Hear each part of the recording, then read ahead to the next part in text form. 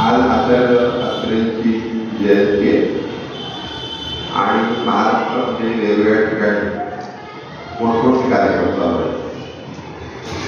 आपण बघतो की काही वर्षानंतर आपण माणसांना विसरतो, नवी पिढी विसरते, परंतु अजून देखील आचार्य ठाकरे यांची पुस्तकं कलेचं पाण्यासारखं आत्मचरित्र, तर त्यांचं आत्मचरित्र नाहीच आहे, ते महाराष्ट्राचं आत्मचरित्र असं म्हणलं तर ते वावरलं आणि त्यांच्या या गुणवैशिष्ट्यामुळं ते अजून सुद्धा लोकांचं जीवनमान उंचावत आहेत, वाढवत आहेत. त्याचं कारण असं की त्यांचे गुरु रामगणजी गडकरी आणि रामगणजी गडकरी फार कमी वयात गेले, परंतु आत्रेला त्यांचा मोठा सहवास लाभला आणि आत्रे असं म्हणतात की मी जे घडलो ते रामगणजी गडकरीमुळे घडलं. रामगणजी गडकरी जर भेटले नसतं तर विरोध करू शकलो नसतो. ते असं म्हणतात की तुम्हाला सुद्धा जेव्हा एका विरोधाची आवड निर्माण होते तेव्हा तुम्ही बरोबर विरोधाच्या गल्लीमध्ये जाता. गल्लीमध्ये जाता म्हणजे काय तर विनोदी माणसं जी असतात, वैचारिक जी माणसं असतात त्यांच्या सानिध्यात तुम्ही जाता आणि तुम्ही त्याचा आनंद घेता. आनंद घेता त्यापेक्षा तुम्ही लोकांना आनंद देता. आचार्य ठाकरे हे आपल्या महाराष्ट्र निर्मितीमध्ये मोठं नाव. म्हणजे आता असं बरेच जण असं म्हणतात की मराठा हा पेपर नसता आणि आचार्य ठाकरे नसते तर एखादी मुंबई आपल्याला मिळाली असती आणि सुद्धा शंका आहे. म्हणजे प्रबोधनकार ठाकरे, आचार्य ठाकरे, सी.टी. देशमुख, नागोरे ही सगळी मंडळी ही संयुक्त महाराष्ट्र चळवळीतली महत्वाची आहे. शाहीराम शेख, अण्णाभाऊ साठे सगळी मंडळी. परंतु आज मुंबई ही किती महत्वाची आहे ती फक्त भारतामध्ये महत्वाची आहे, जगामध्ये महत्वाची आहे. आणि आचार्य ठाकरेंनी केलेलं काम कालच माझे मित्र ज्यांचं वय वर्ष 90 आहे, बाबूराव कारणे, त्यांनी आचार्य ठाकरेंसाठी एक हॉल मिळवला पुण्यामध्ये आणि त्या हॉलमध्ये दरवर्षी ते कार्यक्रम केले. मला त्या बऱ्याच कार्यक्रमाला त्याच्या तिथं जाण्याची संधी मिळाली. स्वातंत्र्यामुळे माहिती त्याची ओळख झाली. पण आज त्यांनी जाहीर करून टाकली की मी जे माझं सगळं संचित आहे ते पुणे ग्रंथालयाला त्यांनी अर्पित केलं. कारण त्याने असं म्हटलं की मी 90 वर्ष करतो, मी पुढे काही करू शकणार नाही. तर हे जे सगळं आहे हे आपल्या सातारकरांसाठी सुद्धा महत्वाचं. कारण सातारच्या तेवढं फार महत्वाचे होते. बऱ्याच गोष्टी बोलले पण मी बोलणार नाही. बंडा जोशींचा कार्यक्रम झाला पुन्हा आपण काही बोलू, परंतु आज ह्या कार्यक्रमासाठी बंडा जोशी यांना मी विनंती केली आपण सातारा याकडे. त्याचा बंडा जोशींचा पुढच्या महिन्यात हाच कार्यक्रम 19 सप्टेंबरला गणेश कलाकेंद्राला पुणे फेस्टिवलला त्याचे आजही कार्यक्रम होते. पण बंडा जोशींचे गुरु साताऱ्यात राहतात, पुरुषोत्तम शेठ सर जे आहेत आणि ते त्यांना कोल्हापूरला कॉलेजला होते आणि ह्या व्यक्तीची गुणवैशिष्ट्य बघून त्यांचं लिखाण बघून म्हणजे त्यांचे मामानी त्यांना सवय नव्हती, भाषणाला लावून दिलं होतं तर ते गुंड होते. गुंड होते हा कटणार नाही. बंडा जोशी गुंड होते की आता पुण्याला जायला तर पटणार नाही कॉलेजमध्ये. पण त्यांना त्यांनी आणलं आणि आणून त्यांचं अतिशय त्यांना जी म्हणतो वैचारिक देणगी दिली. तर सातारकडे त्यांना अतिशय प्रेम म्हणजे कायम करत होतं त्यांना. पण आज आचार्य ठाकरे जयंतीच्या निमित्तानं ते आलेले आहे ही अतिशय महत्वाची बाब आहे. ते आज या ठिकाणी झेंडूची नवी फुलं म्हणजे झेंडूची फुले हा त्याचा कविता संग्रह महत्वाचा जो आहे झेंडूची फुले. परंतु त्यांनी आता नवीन काय काय केलं मला माहित नाही, पण ते नक्की आपल्याला आवडणार असेल. झेंडूची नवी फुले हा कार्यक्रम तो नक्की आपल्याला आनंद देईल याच्याबद्दल मला विश्वास वाटतो. आज या कार्यक्रमासाठी पुण्याचे ऍडिशनल एसपी म्हणून रिटायर झालेले आणि अशोक इंदलकर उपस्थित आहेत. त्याचबरोबर साहित्यिक डॉक्टर संदीप पृथ्वी उपस्थित आहेत. शेवटला त्यांचं भाषण झालं मुकुंद फडके बोलतील, ते सुद्धा बऱ्याच गोष्टी काही सांगतील. असे सकाळचे माजी संपादक मुकुंद फडके आहेत, माझे विजय साबळे आहेत, विनायक भोसले आहेत. सर्वांचं स्वागत करतो आणि प्रथमतः अशोक इंदलकर यांना विनंती करतो की त्यांचं शाल भेटवस्तू देऊन आपण त्यांचा सत्कार करतो.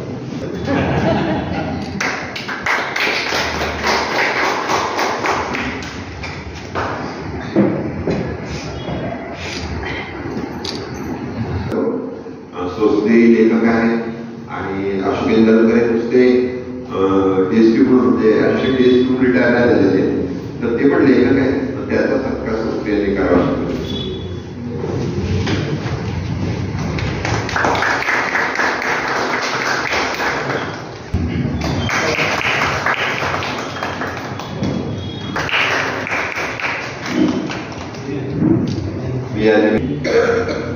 स्टेजवर उपस्थित सर्व मान्यवर, या ठिकाणी उपस्थित रसिक सातारकर बंधू, आज मला खरोखर चांगलं भाग्य आहे की बंडा जोशी सारख्या सरांना पुण्यावरून आनंद आला या ठिकाणी. चिटणीस साहेबांनी मला सांगितलं होतं गाव येण्याचा तुम्ही घेऊन या, पण हा योग एवढा चांगला आहे की पूर्वी आणि शाळेत किंवा कॉलेजला असताना रेडिओ आपण ऐकायचो मला, तर रेडिओवरून त्याचं नाव आम्ही पूर्वीपासून ऐकत होतो. आणि नेमकं त्या कार्यक्रमाला मला त्या ठिकाणी उपस्थित राहता आलं. आजचा कार्यक्रम खूप चांगला आहे, कारण आपल्याला माहिती झेंडूची फुलं हा काय साधा सुद्धा काव्य संग्रह होता. विडंबनात्मक काव्य जे प्रख्यात त्यांनी त्यांच्यासारख्या प्रतिभाशाली माणसांनी, नाटककार म्हणा, साहित्यिक, पत्रकार, सिनेमा, सर्व क्षेत्रात त्यांनी वापर केला होता. झेंडूची फुलं त्यावेळेस 1925 साली मला वाटतं त्याचं पहिलं प्रकाशन झालं होतं. 2 रुपयाला तो अंक होता, 2 रुपयाला पुस्तकाचा त्यावेळेस 2 रुपये होतं. प्रख्यात हे पूर्ण महाराष्ट्राला व्यापक प्रख्यात नाव आहे. आणि त्यांच्यासारखा विनोदी वक्ता म्हणा, लेखक म्हणा, महाराष्ट्रात पहिल्यांदाच पु ल देशपांडेंच्या आग्रही जे नाव होतं ते प्रख्यात त्यांचं होतं. तर या ठिकाणी या कार्यक्रमाला बरेच लोक बोलणार आहेत आणि बंडा जोशी सरांचा आपल्याला सर्वांना विनोदी कार्यक्रम नवीन झेंडूची फुलं ते आपण ऐकणार आहोत. या ठिकाणी मला बोलवलं, मला सन्मान दिला. सरांच्या बरोबर माझे 4 शब्द रस्त्याने येताना बोलणं झालं, याबद्दल मी चिटणीस सरांचा आभारी आहे. धन्यवाद. जय महाराष्ट्र. आधी झालं तर सोत्री बोलतील, खूप खडके बोलतील आणि मला लगेच कार्यक्रम. नमस्कार. आपण सर्वजण झेंडूची नवी फुले ऐकायला उत्सुक आहात. कासच्या फुलाचा सीझन आता हळूहळू बघायला लागला, त्याबद्दल झेंडूची फुले भरणार आहेत. बंडा जोशी हे असलेले प्रतिक्रिया यश असलेले एक अभिनेते आहेत म्हणा, किंवा मुलांच्या भाषेत सांगायचं म्हटलं तर बहुरूपी आहेत. आणि ते दिसतात तसे नाही, ते बोलायला लागले की तुम्हाला समजेल बंडा जोशी काय चीज आहे. फार त्यांच्याबद्दल बोलत नाही, तुम्ही त्या अनुभवणार आहात. आचार्य 13 वर्ष रोजी 1969 झाली. आणि आता मला प्रत्यक्ष बघायचं रचना नाही शक्य नव्हतं, पण माझा जन्म 65 साली. पण मध्यंतरी मी मुंबईत गेलो असताना आमच्या मेडिकल कॉन्फरन्ससाठी गेलो होतो. त्यावेळी माझ्या एका मित्राला मी फोन केला, डॉक्टर बावडेकर. तो त्याचे वडील म्हणजे सिनियर जे डॉक्टर बावडेकर होते त्यांचं आत्रेचं मित्र आहे. तर त्याच्या फोनवर सहज म्हणला की मी आता शिरीष ताईंच्या घरी जातो. शिरीष ताई म्हणजे शिरीष पै.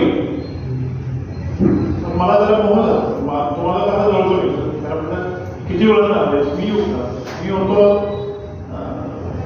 विमानतळाच्या आधी एका हायर मित्राने, आणि माहीमला बावडेकर डॉक्टर आहात.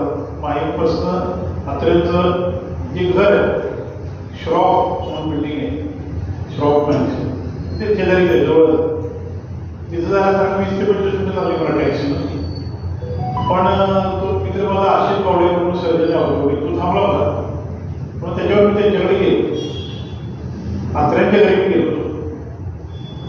त्या दगडी इमारतीमध्ये आत गेलं की त्यावेळेला एका कोपऱ्यामध्ये अत्र्यांचा कागद पुतळा, त्याच्या खाली अनेक अत्र्यांच्या वस्तू ठेवल्या, त्यामध्ये त्यांचा चष्मा होता, मोठं पेन होतं त्यांचं, फाउंटन पेन, असं मोठं जाड पेन होतं, त्याची तरी गौच होती, त्यांच्या अक्षरातले काही कागद त्यांनी ठेवले होते आणि अनेक वस्तू होते.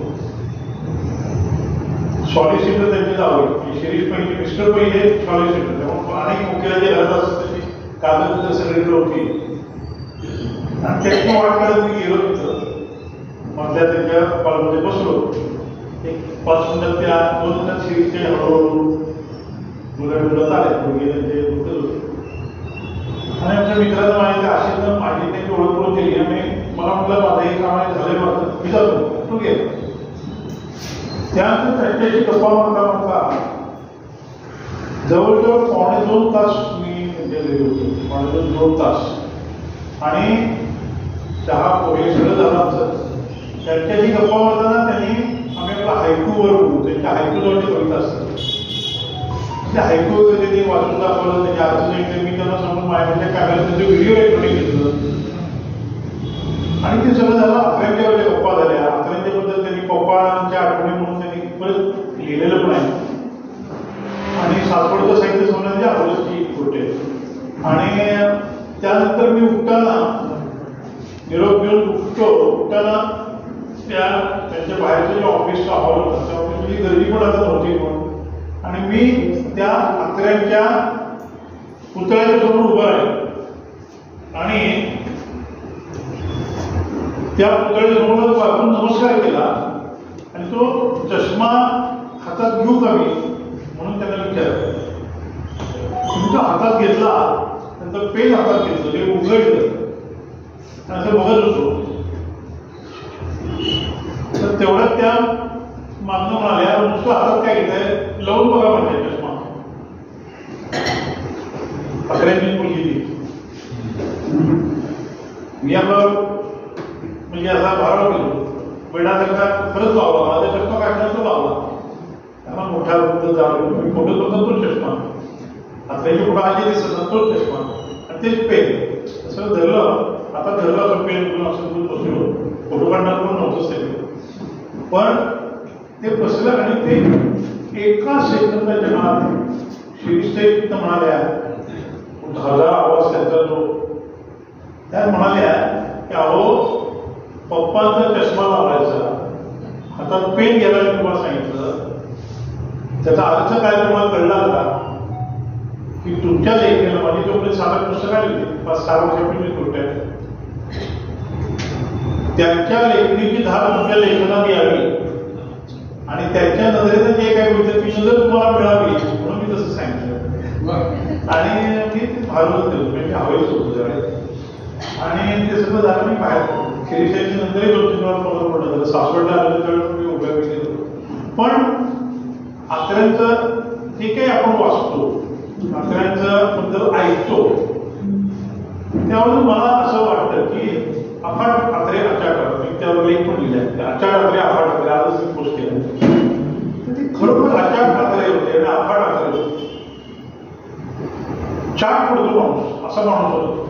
आपण त्यांच्या कर्तृत्वाकडे बघितलं सगळ्या क्षेत्रात, त्यांचं जर बोलूनही सगळं झालंय, त्यांचे विनोदही किती झाले, मग बोलणं झालं, कितीही तुम्ही त्यांचे विनोद ऐकले तरी किती दरवर्षी 13 वर्ष आसपास जे काही वांगळ यायचं त्याच्यात नवीन काहीतरी विनोद करतात. त्याच्यामुळं तो मर्यादा अत्रे होते. रिचर्ड बर्टन नावाचा एक माणूस होता, फार मोठा माणूस होता. ज्या क्षेत्रात जाईल त्या क्षेत्रात त्याला 40ही भाषा येतात, ज्या त्यांना नाही नदी जो शोधून काढतात. कॅनडाची बाउंड्री जी काय अमेरिका कॅनडाची वादत त्यात तो नक्की आणि अरेबियन नाईट्स तो स्वतः अरबांचा पोशाख घालून अरेबियन त्या मक्केला गेला चालत 6 महिन्याची ती प्रवृत्ती होती. त्यात अरबी शिकवलं होतं, त्यामुळे त्याला अरेबियन नाईट्स दिलं. तर सांगायचा मुद्दा हा की अत्र्यांच्याकडे जर बघितलं तर 2 व्यक्तींची आठवण येते, तुलनाच करायची झालं. एक मी विस्टन चर्चिलचं वांगडा अफाट अत्र्यांनी जसं लिहिलं तसंच त्यांनी लिहिलं. आणि चालता बघतो चर्चिलला लेखनिक 6 होता, जो जवळ असायचा तो लिहायला लागला, तो मोठ बोलायला लागला. आणि अत्र्यांचं जर मी कसा झाला किंवा खरेदीपणे वाचलं तर ती जिथं असतील तिथं त्यांनी आग्रही करतात. नेहरू गेलेल्या आग्रही गोव्याचं सांगितलं. एकदा गाडी बंद पडली त्यांची वाटेल तर गाडीच्या बॉनेटच्या आधारातून त्यांनी आग्रही किंवा लेख लिहिले कितीतरी गोष्टी त्यांच्या जर साताऱ्याला 2 आठवडी संपतो. एक आठवड म्हणजे मारुतीबा रामदासीच्या तोंडून मी सुद्धा तर मारुतीबा रामदासी श्रीधर स्वामींचे शिष्य ते पुण्याला जाताना वाटेत घाटामध्ये आत्र्यांची गाडी सातारकडे होते त्यांची गाडी पुण्याकडे जात होती. त्यांनी गाडी पुढे थांबले. रस्त्यात बसून आत्र्यांनी मांडी घालून श्रीधर स्वामींचा आशीर्वाद घेतलेला आहे. त्यावेळी मारुतीबा त्यांनी ते आपण अशा अनेक आठवडे साताऱ्यात कर्मवीर त्यांची सभा झाली होती आणि आवेशामध्ये त्यांनी बोलता बोलता कर्मवीरांची काठी घेतली बोलतात आपण व्यक्तीची 2 तुकडे झाले ती पण आठवण आपल्याला सांगितली. त्याच्या अनेक आठवणे आज आपण ऐकल्या. त्यांना पंढर जोशींचं झेंडूची नवी फुले कार्यक्रम आपण ऐकणार आहोत. मी मला वाटतं थांबतो आणि फडके सरांना त्यांना आजची गाडी त्यामुळे त्यांना भरपूर आपण वेळ देणार आहोत आणि पुन्हा ते जरी गेले तरी आपण बोलत राहू असं आपण कार्यक्रम ठरलेला आहे. कार्यक्रम त्यांचा झाल्यानंतर पहिल्यांदा फडके बोलतील. असलेले कुटुंब जसं ते पण बोलतील. म्हणजे जे काय रेकॉर्डिंग होईल ते आपल्याला युट्यूबवर स्पेशली तुमचं देता येईल. मी फक्त एकच गोष्ट सांगेन की मी त्यांचं भाषण ऐकत होतो पण ते असं म्हणते की स्वातंत्र्य मिळेपर्यंत पुणे ही भारताची राजकीय राजधानी आणि मला हा वाटतं त्याचं कारण कसं आहे की लोकमान्य टिळक जर नसते तर तुम्हाला बंगाल सगळ्याला दिसतं. पूर्वीचा बंगाल नुसता बंगाल नव्हता. बंगाल, पंजाब, आसाम, ओरिसा सगळा भाग होता. तर एवढा मोठा भारत आपल्याला दिसलाच नसता. हे सगळं आत्रे वेगवेगळ्या पद्धतीनं सांगतात. हे पण महत्वाचं आहे. मी माझे बंडाजोशीला विनंती करतो की आता तुम्ही तुमचं सूत्र हातात घ्या. आम्ही खाली बसतो आणि हे झाल्यावर मुकुल फडके विशेषतः बोलणार आहे. पुन्हा श्रोत्री बोलतील. तुमच्या तर कुणाला वाटलं काही आठवणी सांगायला तरी पुन्हा सांगू आणि आपण 8:30 पर्यंत हा कार्यक्रम करत राहूया. कारण नुसतं इथं तुम्ही यायचं नाही तुमचं आम्हाला ऐकायचं पण आहे. पण आजची गाडी असल्यामुळे त्यांचं पहिल्यांदा आपण ऐकू. ही नंबर विनंती सर्वांना धन्यवाद.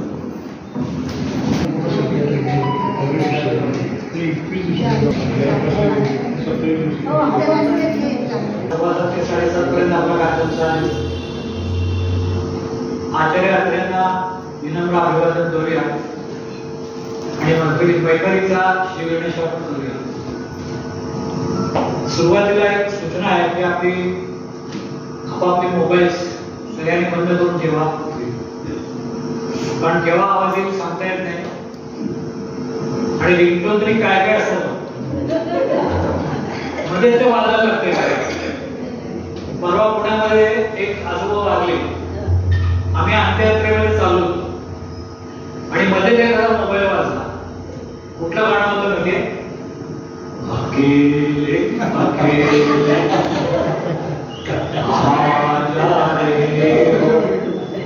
एवढंच नाही हमेशा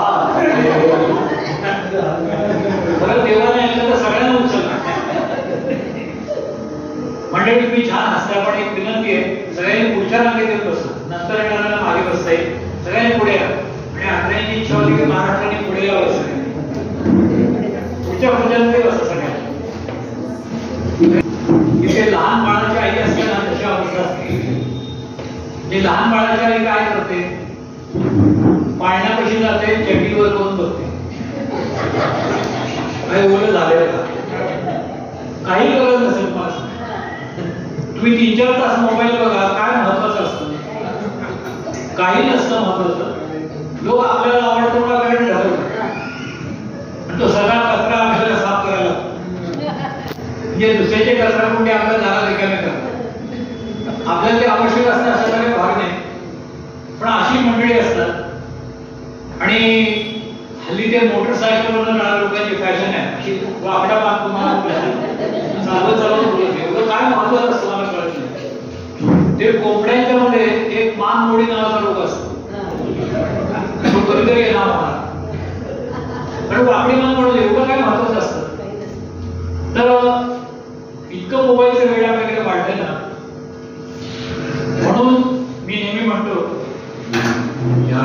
लागलं रे याड लागलं मोबाईलचं जाम याड लागलं इस्त्री करताना फोन येता एकानं इस्त्री करताना फोन येता एकानं इस्त्री कानाला लावली कान भाजलं कार चालवत एक पुढं पुण्याला चाललं आता पुणे म्हणजे विद्वान शहर कार चालवत एक पुढं पुण्याला चाललं फोनवरती बोलत ते ठाण्याला पोचलं याड लागलं रे याड लागलं आता हेडफोन असतो त्याच्यावर लोक बोलतात हेडफोनवर गाणी ऐकत थोडं दात घासू लागलं आणि टूथपेस्टच्या ऐवजी शेव्हिंग क्रीम हाती घेतलं मेसेज वाचत मंडईत कोणी चाललं आणि पिशवीच्या ऐवजी बनियन हाती घेतलं पोचल्यावरी तुम्हाला तो खड्ड्यामध्ये पाय गेला पालथ पडलं शर्ट फाटला फेकून तो हे उघड चाललं याड लागलं रे याड लागलं फोनवरती बोलत येड कॉलनीत पोचलं आणि चॅटिंगच्या नादात शेजाऱ्याच्या घरी घुसलं शेजारच्या बाईनं त्याला मग बाहेर काढलं कळना येड्याला घर नेमकं कुठलं आपलं पाय फोन उघडून घरात घेतलं अर्धवट हे तिलाच काही थँक्यू बोललं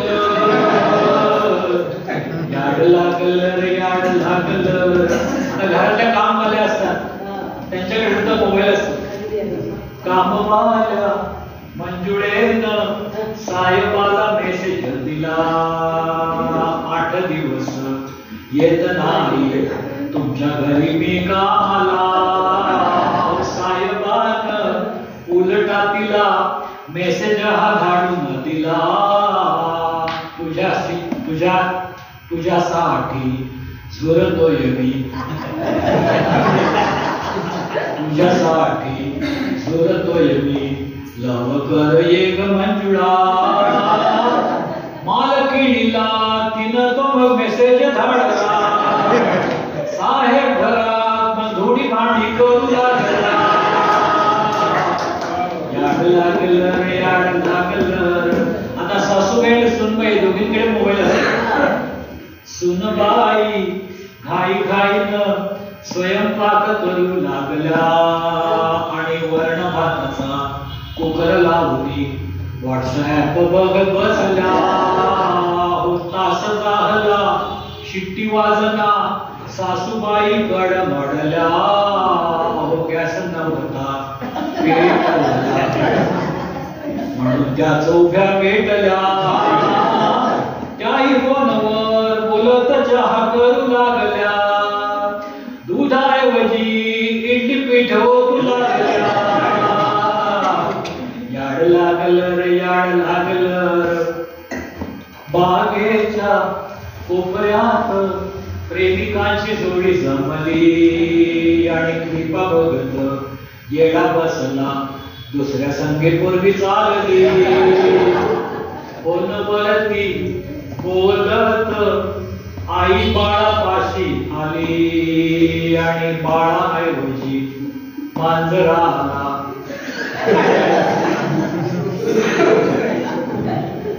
बाळाऐवजी मांजराला मांडीवर झोपू लागली म्हणून मंडळी घेताना हे ध्यान ठेवूया बंद घडू नये त्याचं सारे जण भान ठेवूया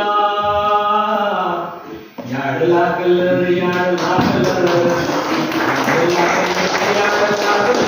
धन्यवाद मंडळी आचार्य अत्र्यांनी केशव कुमार या नावाने झेंडूची फुले नावाचं पुस्तक लिहिलं होतं त्यावेळेच्या सगळ्या गाजलेल्या कवींच्या कवितांची विडंबना केलेली होती मी त्या कवीचे दोष दाखवण्यासाठी, त्यांची थट्टा करण्यासाठी, किंवा तुम्ही कसं आहे, तुमची काय काय स्टाईल आहे, पण त्याच्यासाठी मुळात त्या कवीचा सगळा अभ्यास असायला लागतो.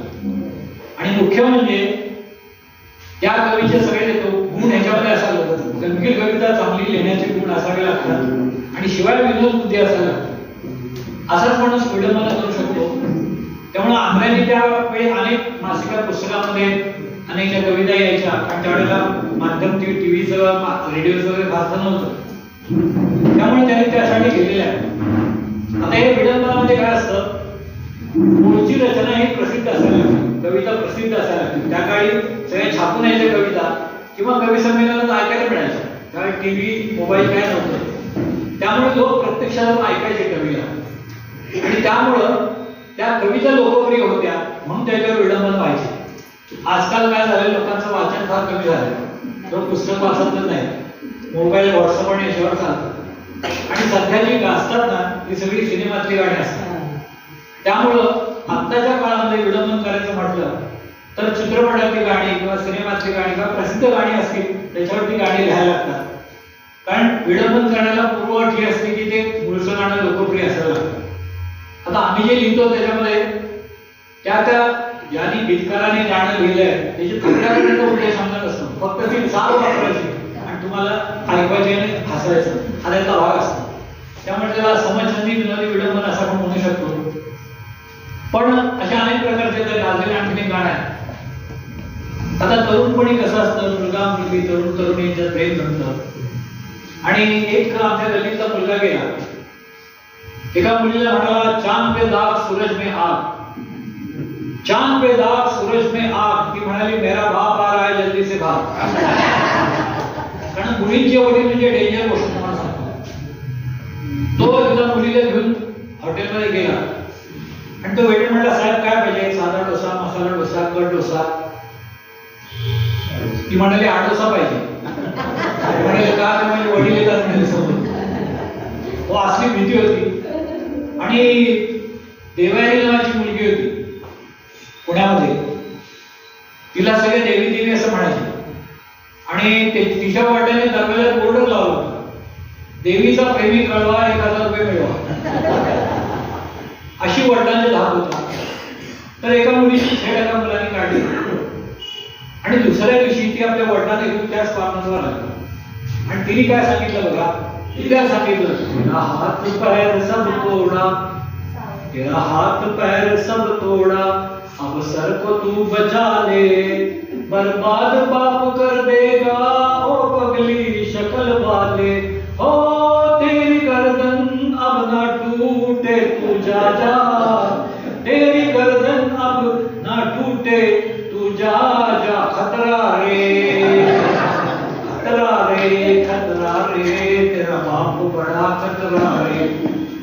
मग त्यानं म्हणायला सुरुवात केली जुन्या काळचं गाणं, शादी का ख्वाब हमको यकदिन तो दिखाया था, बारात के घोड़े को फूलों से सजाया था, तेरा बापू रूठ गया, मेरा बापू रूठ गया, हम जी के क्या करेंगे, क्या करेंगे जब सर ही टूट गया. मग तिने त्याला सांगितलं, झाला वाकडाने तिकडा मुकडा, झाला वाकडाने तिकडा मुकडा, भोपळ्यावानी सुद्धा छेड काढलीस म्हणून माझ्या बापानं धुतला, नको राज नको गाऊ, पुन्हा नको मार खाऊ, नको रडगान गाऊ, राखी बांधून घे भाऊ, का हांत्यात.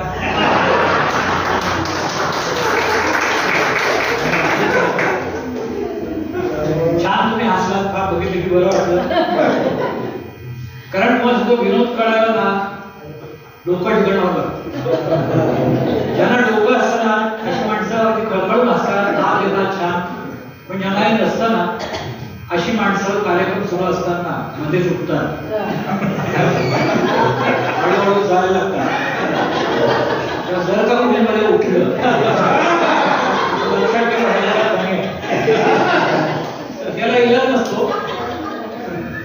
आणि काही लोक तर त्यांचं लक्ष नसतं मोबाईल शेअरिंग मध्ये असतात आणि काही लोक तर आजच्या विनोदाला उद्या सगळे असतात. पटकन लक्षात येणं महत्वाचं असतं. कारण हल्ली टेन्शन फार झालं, इतकं टेन्शन आहे की मेन्शन करायची सोय नाही. चेहरा असा लांबट आणि आंबट, कपाळावर स्पीड ब्रेकर आणि चेहरा असा अपचन झाल्यासारखा असतो. म्हणजे भारतानं जे आंतरराष्ट्रीय बँकेकडनं कर्ज काढलं त्या सगळ्याचे हप्ते ह्याला एकट्यालाच फेडायचे असा चेहऱ्यावरती भाव असतो. आणि एक वेळ म्हैस अंडी दिली, कोंबडी दूध दिली, हा माणूस असताना फार चेहरा गंभीर असतो. पण तुम्ही सगळे छान हसताय म्हणून तुम्हाला सांगतो, पु ल देशपांडेने असं म्हटलेलं आहे की जगातलं सगळ्यात सुंदर दृश्य कोणतं? तर कोणी म्हणेल महाबळेश्वर, कोणी म्हणेल काश्मीर, कोणी म्हणेल स्वित्झर्लंड. पण पुलंनी असं म्हटलेलं आहे की जगातलं सर्वात सुंदर दृश्य ते की जिथं एक कलाकार बोलत असतो आणि लोक खळखळून हसत असतात, ते जगातलं सगळ्यात सुंदर दृश्य असतं. मला साकार करायला मिळते, अनेकांमुळे साकार करायला मिळते. मी सगळ्यांची काय नावं घेतली, पण हल्ली बघा हास्यकलम निघाले.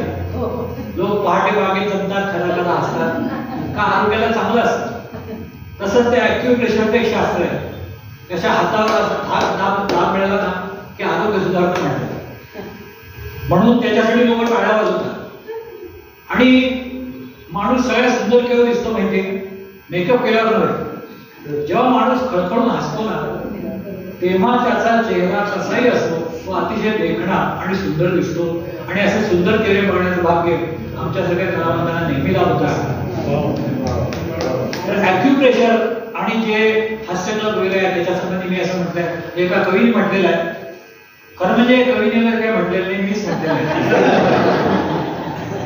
की इतके खळखळून हसा की जल्लोष झाला पाहिजे आणि इतक्या जोरदार टाळ्या वाजवा की जोशाला सुद्धा जोश आला पाहिजे. धन्यवाद. तुम्ही छान हसता, बघून बरं वाटलं. आणि परमेश्वराने बघा माणसाला शरीर, मन आणि बुद्धी हे 3 गोष्टी दिलेल्या आहेत. या 3 गोष्टींना आनंद देण्याचं काम हास्य ही गोष्ट करत असते. म्हणून भगवान कृष्णाने म्हटलेलं आहे, जो माणूस खळखळून हसतो तो ईश्वराची प्रार्थना करत असतो आणि जो दुसऱ्यांना हसवतो त्याच्यासाठी ईश्वर प्रार्थना करत असतो. आपण टाळ्या वाजवा, विनोद आवडले इतरांना सांगा, इतर आयोजकांना आयोजित करायला सांगा, जेणेकरून इतरांना हसवण्याचं पुण्य तुम्हाला मिळू शकेल. आज शिरीषजी चिटणीस त्यांच्या सगळ्या सहकार्याने हा कार्यक्रम आयोजित केला म्हणून तुम्हाला हसायला मिळतंय. आणि मी नेहमी म्हणतो की माणसांनी ना प्रेशर कुकरचं काय असायला पाहिजे. प्रेशर कुकर काय करतो? बुडाला किती पण आग लावलेली असते, शिट्ट्या मारत असतात. बिंदास व्हायचं. आणि माझा पायगुण फार चांगला आहे. मी जाईल तिथं सगळ्या चांगल्या गोष्टी होतात. आज जितके लोक चांगले जात देतील ना तुमच्या सगळ्यांच्या आयुष्यात पुढच्या वर्षात काही ना काही चांगल्या गोष्टी घडणार. त्यांची लग्न होत असतील त्यांची होणार, त्यांची झाली असतील त्यांना मुलं होणार, आणि ज्यांना जास्त मुलं असतील त्यांची थांबणार. पण लग्न झालं की गंमत अशी असते की हनीमूनला जायचं असतं. तर माझं लग्न झालं, मी हनीमूनला चाललो. तर आमच्या शेजारच्या अण्णा वय वर्ष 80, अतिशय काठ पस्तीस दिवस. आमच्या गेल्या लग्नात जोशा हनीमूनला कुठे जाणार आहेस? हनीमूनला आम्ही दोघं आता जाणार कुठेतरी ठरवणार आहे. असं दोघं कशाला जातात म्हटलं. म्हणजे यंदा एकाने जा, पुढच्या वर्षी दुसऱ्याने जा, काठ कसर करा. आम्ही काय ऐकलं नाही सोडा. पण परवा आमच्या गल्लीमध्ये एकाचं लग्न झालं आणि नुकतंच लग्न झालेलं होतं आणि हनीमूनला त्याच्या तयारीत होते.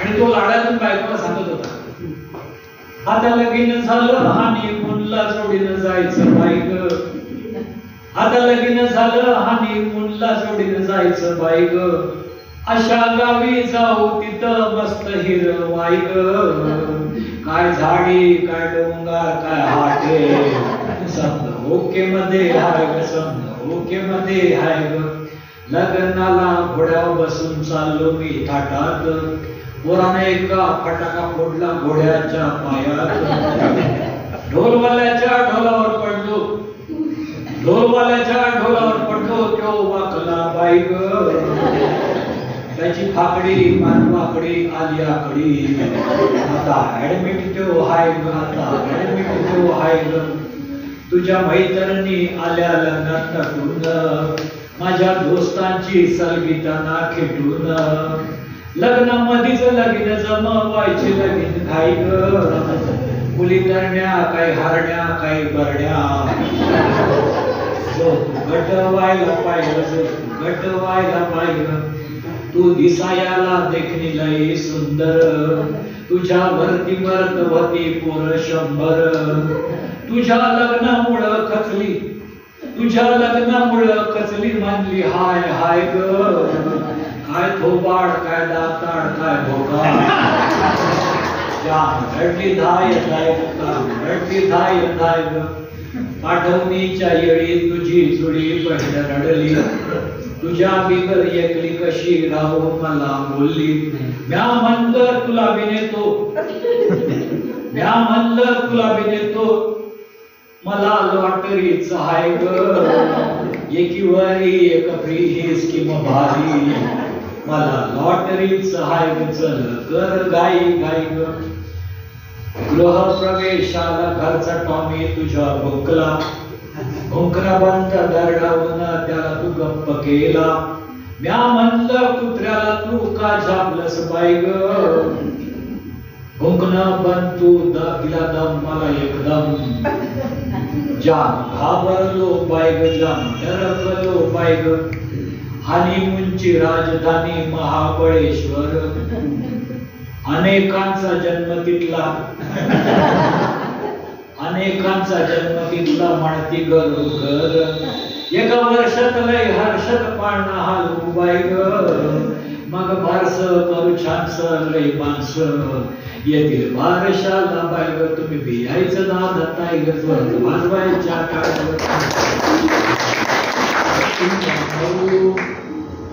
आता अत्र्यांची जुनी कविता आहे की त्यावेळेला तरुण मुलीला उपमा कशी द्यायची कवी तर त्यातून नाटक केलेली होती की तू छोकरी नाही सुंदरी तू छोकरी नाही सुंदरी मिश्किल बाल चिसुंदरी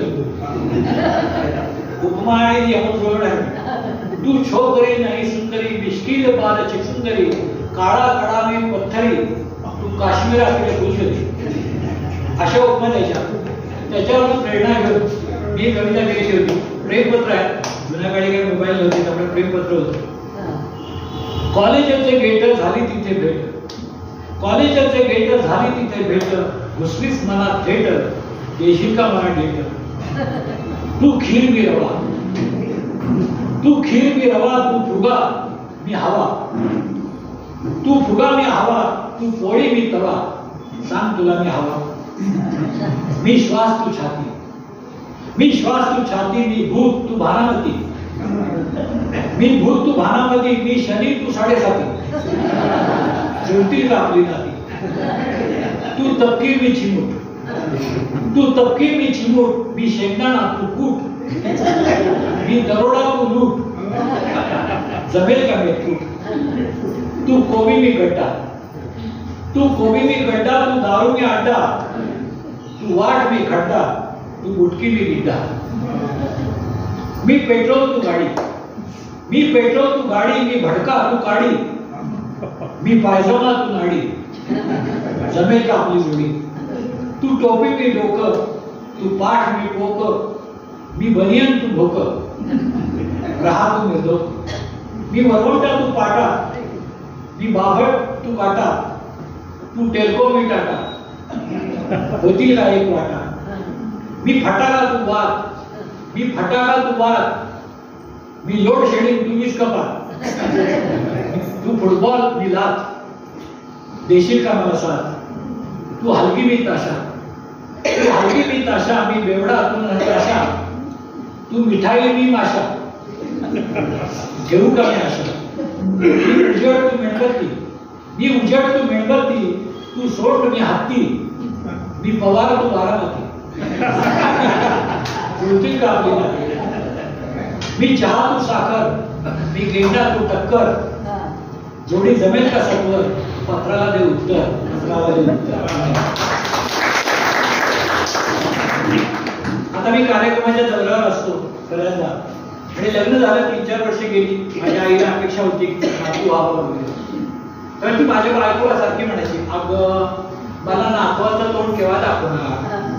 ऐकलं आणि माझी बायको वैतागली. ती म्हणाली, आधी तुमच्या पोराचं तोंड मला बघू द्या, नातवाचं दाखवतो. पण एकदा माझी बायको मला म्हणाली, तुम्हाला एक चांगली बातमी सांगायची. म्हटलं काय? आपल्याकडे ना तिसरं माणूस येणार आहे.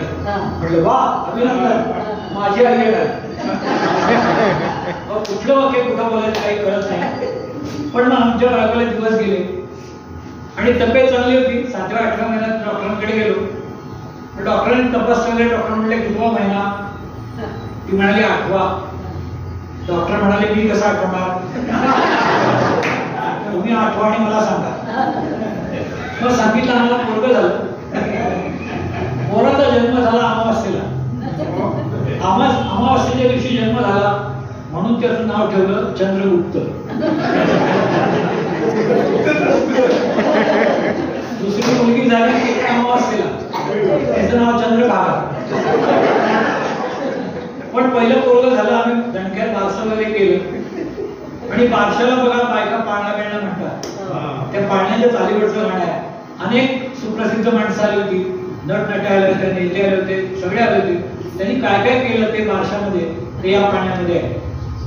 आमच्या घरात बाळ जन्मलं, आमच्या घरात बाळ जन्मलं, बाळाचं बारसं थाटात केलं, पाहुण्यांनी सगळं घर भरलं, जो बाळा जो. पहिला पाहुणा कोणाला? सलमान खान गेला नाचून, सलमान खान गेला नाचून, शर्ट काढून दिला फेकून, बाळाचं झगलं घेतलं काढून. अमिताभने बाळाला प्रश्नच केले, कोण म्हणेगा करोडपती.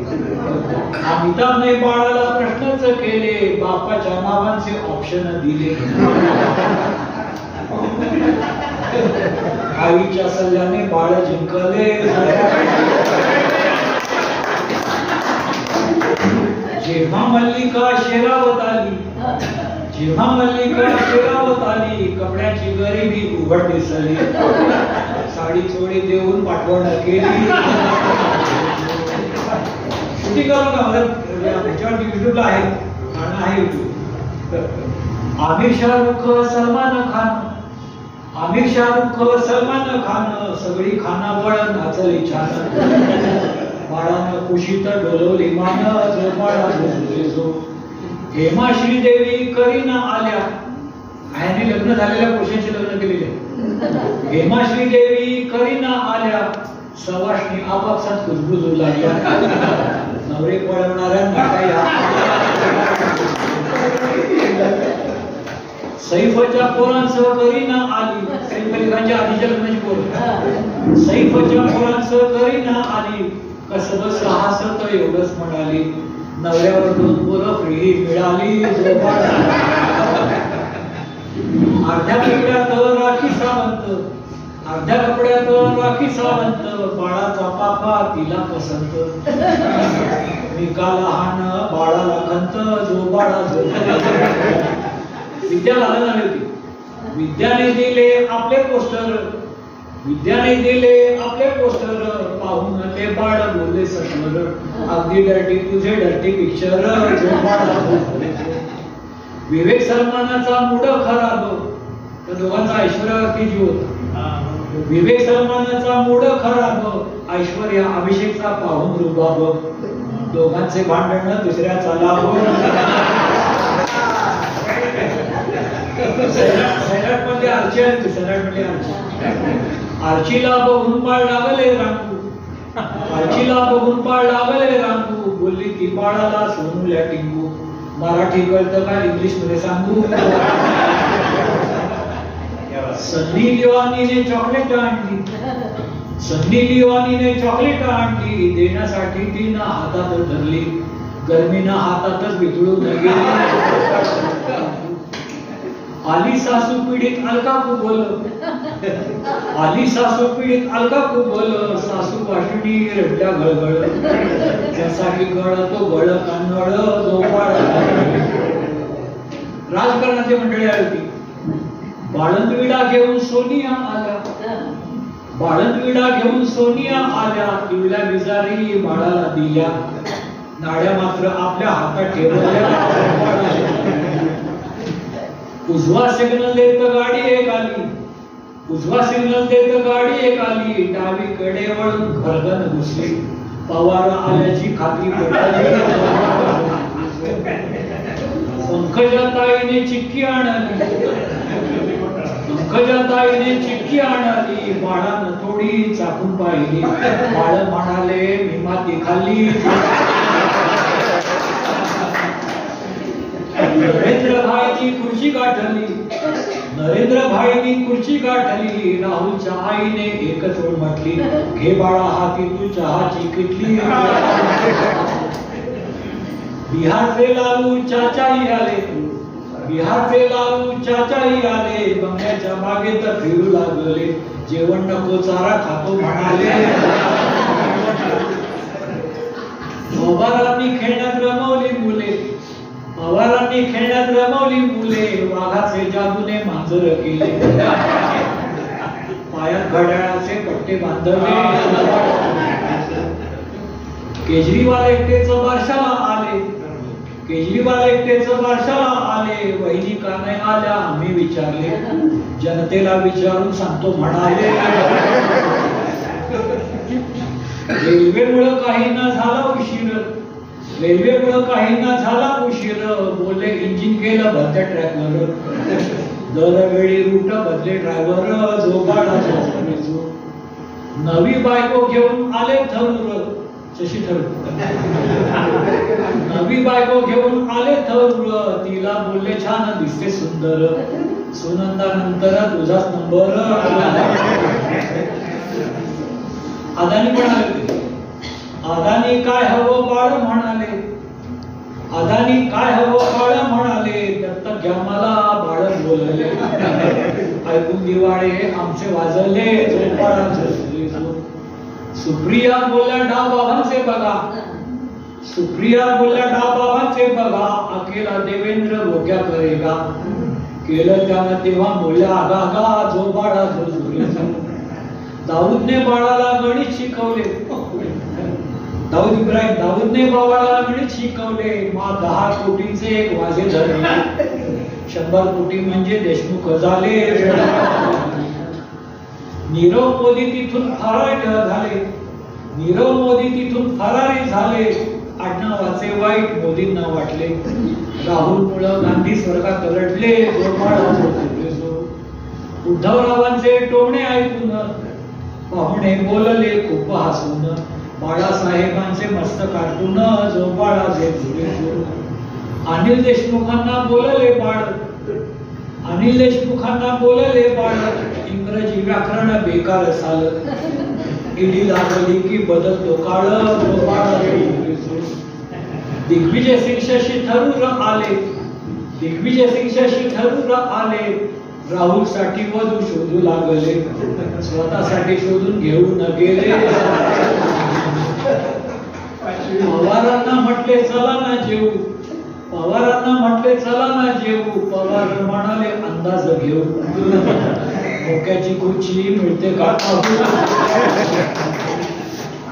भ्रष्ट नेता एक पक्षामधला भ्रष्ट नेता एक पक्षामधला येईल त्याला देवेंद्रांनी आडला स्वच्छ शासनाचा फुगा फोडला चौपाळा जो राहुलजींना घोड नवरे भेटले राहुलजींना घोड नवरे भेटले बायको देण्याचे वचन द्या बोलले मला मिळाली की 2-2 देतो म्हणाले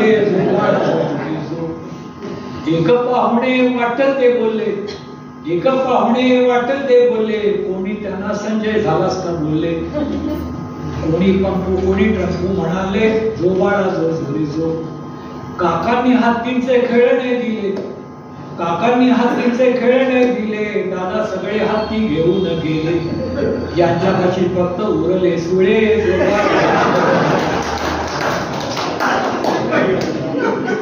शिंदेनी अख्ख्या सेनेला आणले, शिंदेनी अख्ख्या सेनेला आणले, सेनापतींना अनाथ केले, सेनापती फक्त पती उरले झोपाळले. पुढचं बारसं केव्हा देवेंद्र बोलले, पुढचं बारसं केव्हा देवेंद्र बोलले, 2.5 वर्षांनी आम्ही सांगितले, मी पुन्हा येईन देवेंद्र बोलले. केजरीवालांनी झाडू आणला, केजरीवालांनी झाडू आणला, सगळ्यांनी कचऱ्यात टाकून दिला, कचरा गाडीने तो उचलून नेला, झोपाळा झोपले जो. नवे क्रीडा मंत्री कोकाटे आले, नवे क्रीडा मंत्री कोकाटे आले, फोनवरच्या रवी मध्ये रमले, बाळाला शिकू का आम्हा म्हणाले. बनियनवर मंत्र्यानं वाडप्याला मारले, बनियनवर मंत्र्यानं वाडप्याला मारले, तरी देवेंद्राने नाही हाकलले, असं नाही करायचं त्याला बोलले.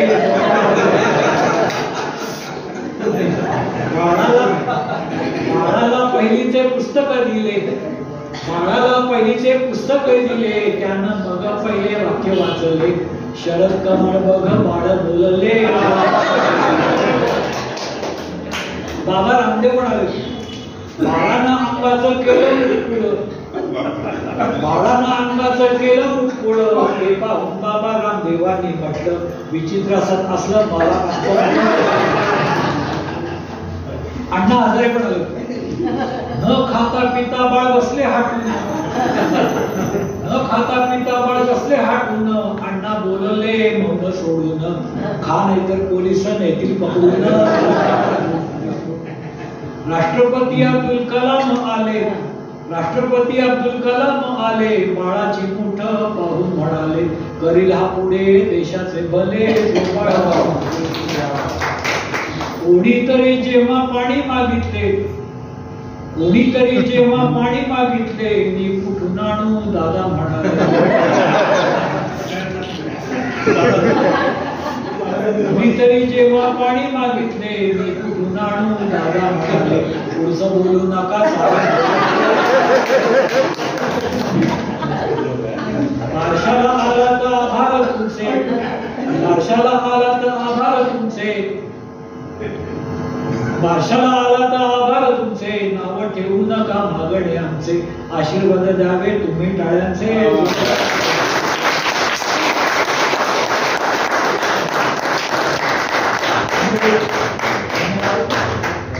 निरोप घेताना जाताना फक्त एक इच्छा, निरोप घेताना जाताना फक्त एक इच्छा, असेच तुम्ही हसत राहा, या हवी शुभेच्छा.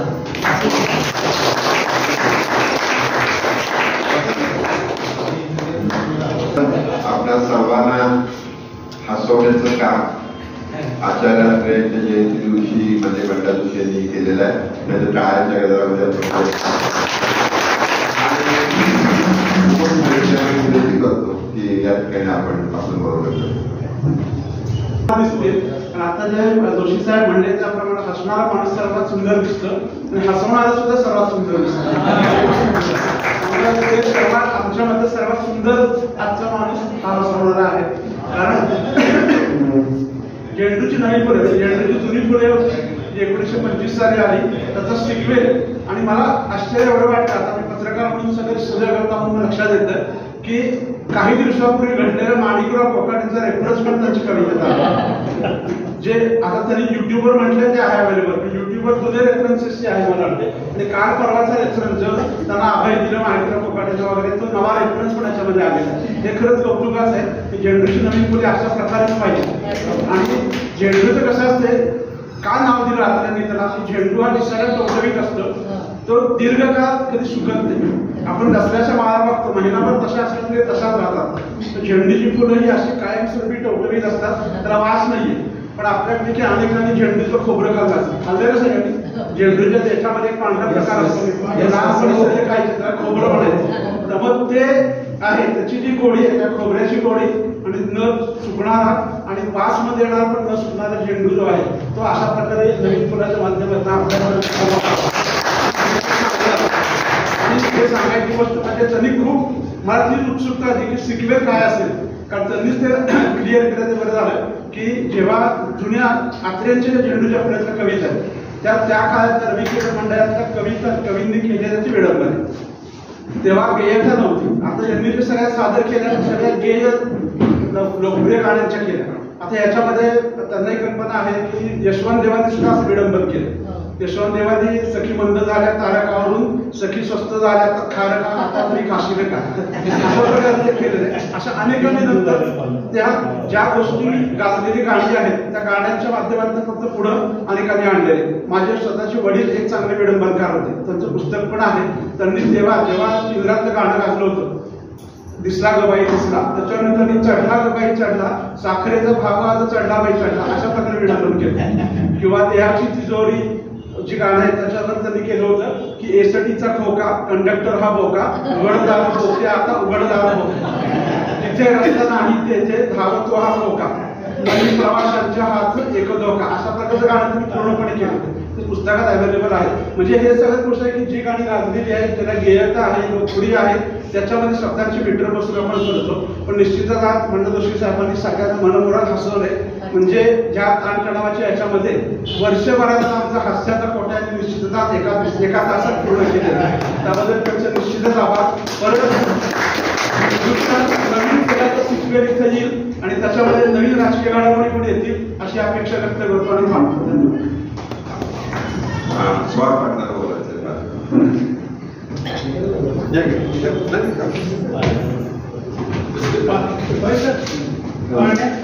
शेवटचा पॅराग्राफ येतो.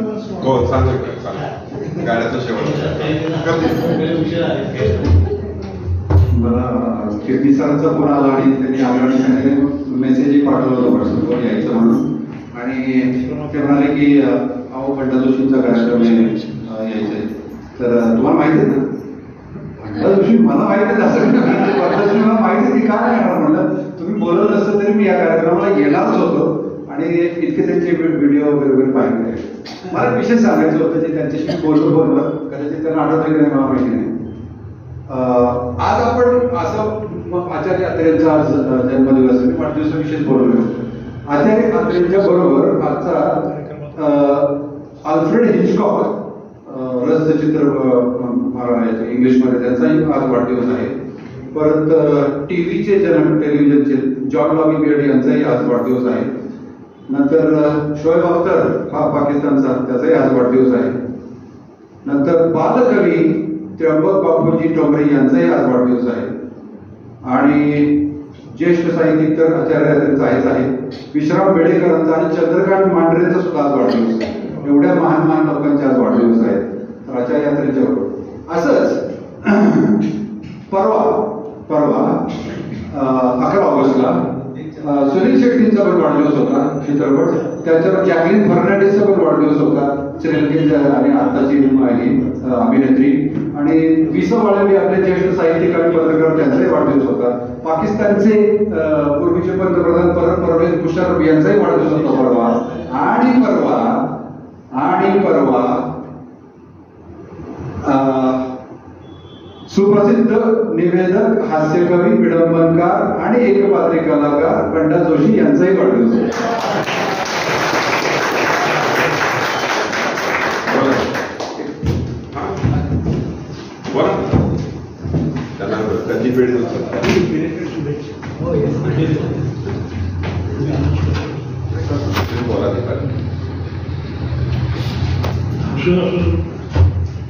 इतका आपण हसलोय की काही वेळा असं वाटतं की आता वाच की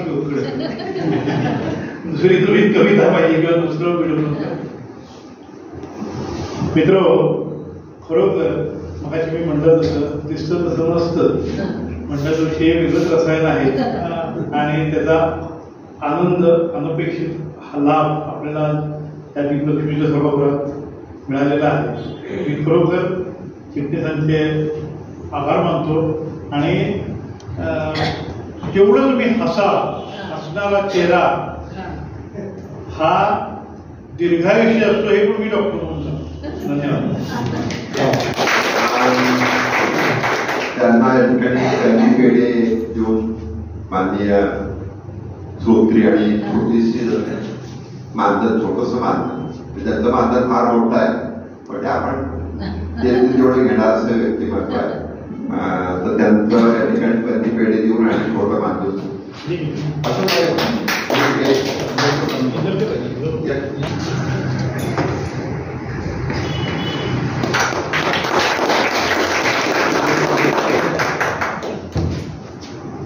अजून कुणाला बोलायचं असेल तरी हरकत नाही. कोणी बोलणार आहे का?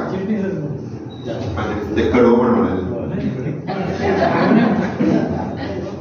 मी सहसा हास्यपंचमी माझा विनोदी कार्यक्रम लेखमात्री असतो, त्याच्यामध्ये गद्यभाग जास्त असतो, पत्रकवी असतो.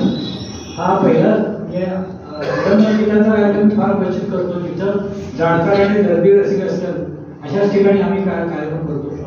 आणि एकमेकांच्या पुढाकारामुळे साताऱ्यामध्ये हा कार्यक्रम होतो याचा मला जास्त आनंद आहे. आचार्य आंतरणे पु ल देशपांडे यांची दोन्ही दैवत आहे आणि त्यांना मी खूप अभ्यास केलेला लहानपणी, अगदी लहानपणापासून. आणि मी आचार्यांना बघितलेलं पण आहे. मी 7-8 वर्षांना असताना बिंदू चौकात त्यांची सभा होती आणि कोल्हापूरला, आणि मी जे मला थोडंसं कळलं, लोक सगळे खळबळून हसत होते आणि मला फारसं कळत नव्हतं त्यावेळेला, आणि मी त्यांना पाहिलेलं आहे.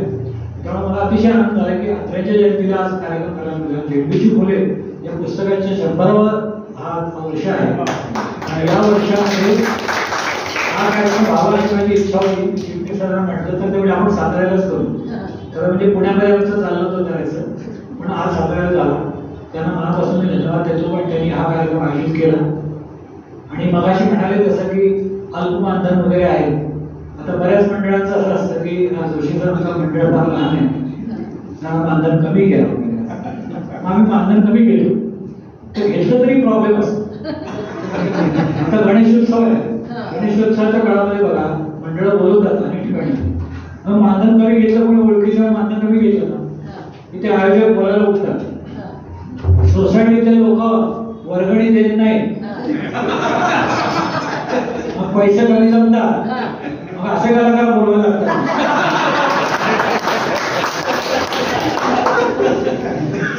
त्यानंतर मी हास्यपंचमीमध्ये सांगतो की आयोजक काय काय करतात, पण काही चांगली मंडळ असते ना की मानधन परत करून टाकतात, पण ही पद्धत त्यांना बंद केली. त्याचं कारण सांगतो. एका मंडळाने असंच मानधन परत केलं आणि त्या मंडळाचे सेक्रेटरी उठले, ते म्हणाले पंडा जोशीने मानधन परत केलं, फार चांगली गोष्ट झाली, आता याच मानधनात पुढच्या वर्षी आम्ही यांच्यापेक्षा खूप चांगले कलाकार आमच्याच पैसे आणखी इज्जत करतात. अशी परिस्थिती असताना आयोजकांचा भाग आणि अगदी एवढं कशाला माईक मध्ये हुशार असतो, एको म्हणतात एको असतो. त्या सर्व उपस्थितांचे मनापासून स्वागत कर कर कर कर कर सर्वांच्या अभिनंदन दान दान दान दान. त्या निवेदकांनी मला स्टेजवर बोलवलं आणि आता आपणा समोर येत आहे बंडा जोशी शी शी.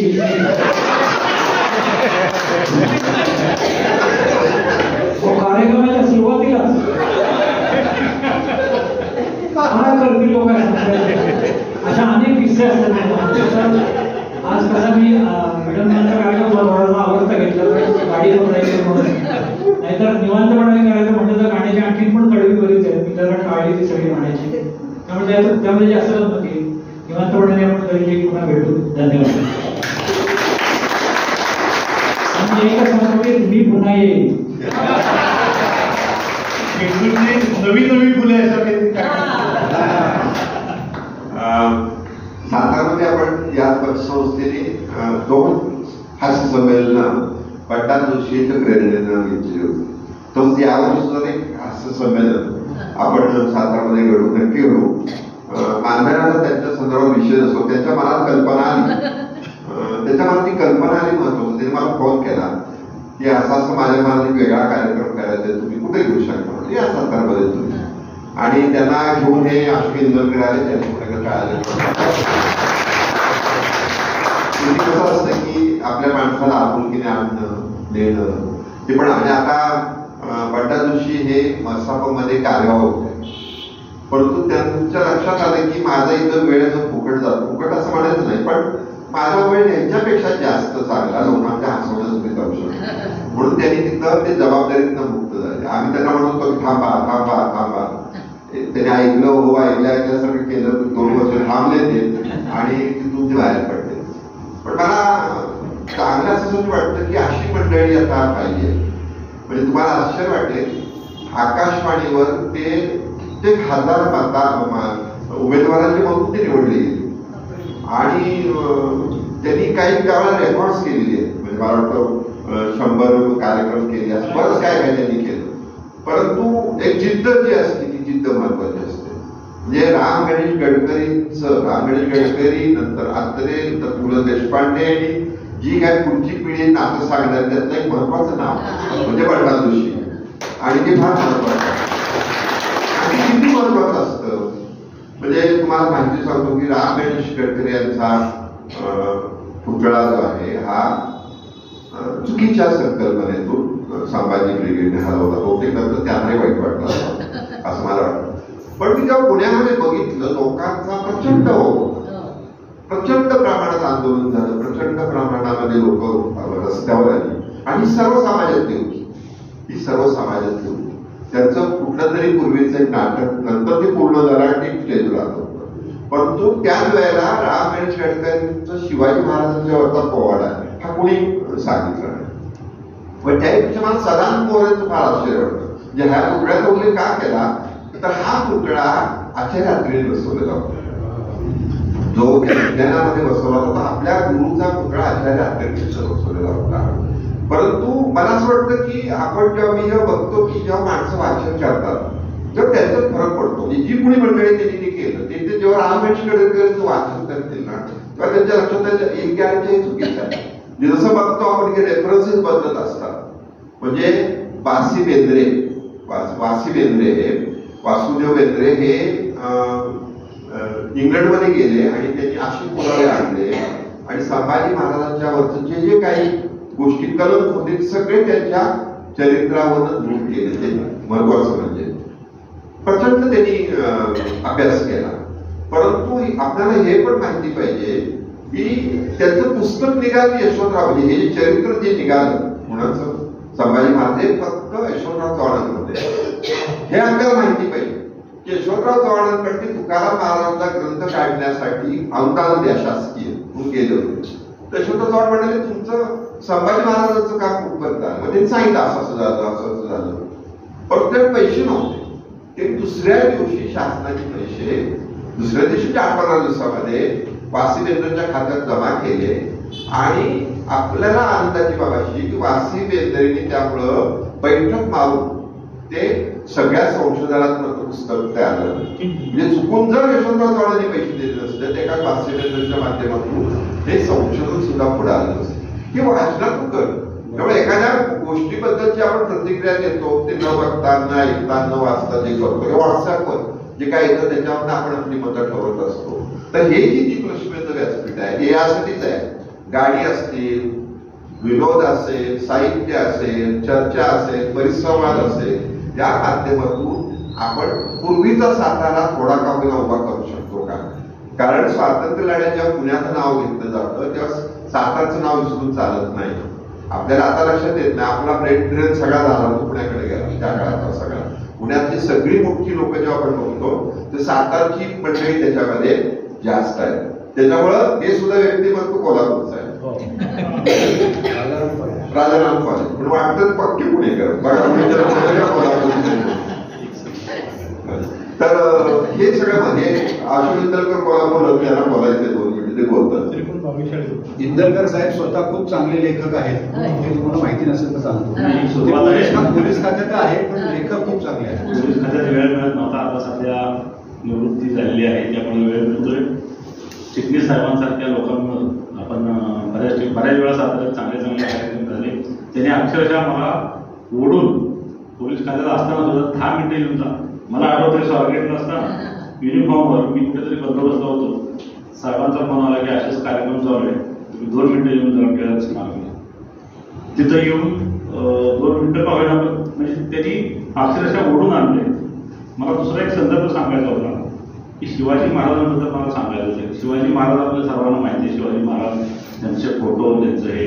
पण एक काळ असा होता की शिवाजी महाराजांचा फोटो काय कसे आहे हे कुणालाच माहीत नव्हतं. त्यांचा पराक्रम सगळ्यांना माहिती होता. पण 1925 का 20च्या दरम्यान वासी बेंद्रे, आता उल्लेख आला, वासी बेंद्रे लंडनच्या म्युझियममध्ये अभ्यास करत बसले होते. शिवाजी महाराजांचा फोटो त्यांनी त्या ठिकाणी पाहिला आणि तो नंतर अख्ख्या महाराष्ट्राला कळला. ही ती घटना आहे. धन्यवाद.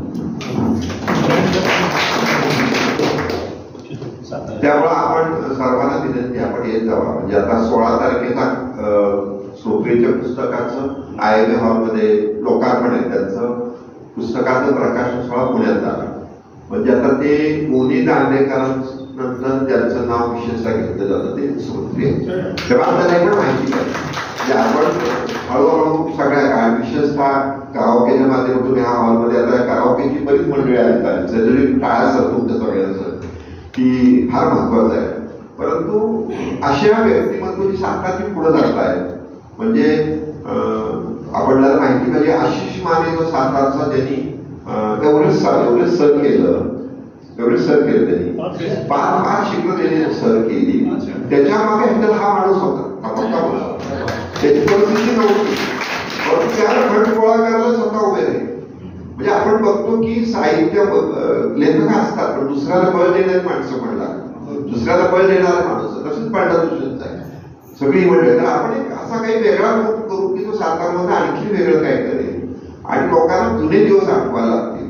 येस, आपल्याला स्वातंत्र्य, म्हणजे जसं म्हणतो आपण की सातारच्या शाहू महाराजांच्यामुळे राजकीय पातळीला त्या कालावधीमध्ये गेलेला आहे. शाहू महाराजांच्यावर आता बरंच संशोधन येते पुढे, त्याचा नक्की आपल्याला उपयोग होणार आहे. पण सातारा विकसित होण्यामध्ये आपण सुद्धा सगळ्यांनी हळूहळू सगळ्या माध्यमातून पुढाकार घेतला पाहिजे असं मला वाटतं. पुन्हा एकदा सुप्रीला बोलायचंय. 15 ऑगस्टला लोकसत्ताची पुरवणी आहे, स्वातंत्र्य पुरवणी सातारची. त्यात मी स्वातंत्र्य चळवळीतला पहिला हुतात्मा म्हणून प्रतापसिंह महाराज चोरले यांच्यावर लेख मुद्दाम लिहिलेला तो वाचा. त्यामध्ये आपल्या कल्पनेच्या पलीकडे काही गोष्टी असतात. त्या सगळ्या त्यातल्या प्रतापसिंह महाराजांच्या आठवणी आणि त्यांनी केलेलं कार्य, आणि तो राजा नैसर्गिक मरणाचा जरी गेला असेल तरी तो एक प्रत्यक्ष हुतात्मा होता. आणि बरं डो बापूजी त्यांनी 14 वर्ष खटला इंग्लंडमध्ये लढवला, पार्लमेंटमध्ये लढवला. त्यावेळी 70,000 पत्र, सातारची ती पण आता परंपरा आहे तेव्हापासून आहे, 70,000 पत्र पार्लमेंटकडे गेली होती लंडन मधले. आणि त्यानंतर ब्रिटिशांनी सरकारने ईस्ट इंडिया कंपनीला बरखास्त केलं आणि स्वतःकडे कारभार घेतला. तर ते सगळं मी त्यात गेलं आवडून वाचतो. मी आता जास्त बोलत हे लेख सर टाकतात, तुमचे लेख आहेत ना सर व्हॉट्सअपला टाकतात. केळकर म्युझियम मध्ये रंगोबापूजी गुप्ते ना तिथल्या संसदेतल्या लोकांनी दिलेलं सह्याचं एक हे आहे, ते केळकर म्युझियम मध्ये ठेवलेलं आहे आमच्या अशोक देशपांडेंनी. पण त्यापेक्षा मला हे तुम्हाला सांगितलं पाहिजे की ती जी थाळी मिळाली ती भंगारवाल्या भेटण्याची थोडक्यात रंगोबा. म्हणजे काही गोष्टी अशा असतात की ज्या गोष्टी आपल्याला लक्षात येत नाही किंमत, अशा बऱ्याच सातारच्या गोष्टी महत्वाच्या आहेत. आणि असेच कार्यक्रम आपण करत राहू. कुणाला जरी बोलायचं असेल तरी आपण बोलू शकता, काही प्रॉब्लेम नाही. कुणाला बोलायचं आहे का? बोलायचं कुणाला महिलांपैकी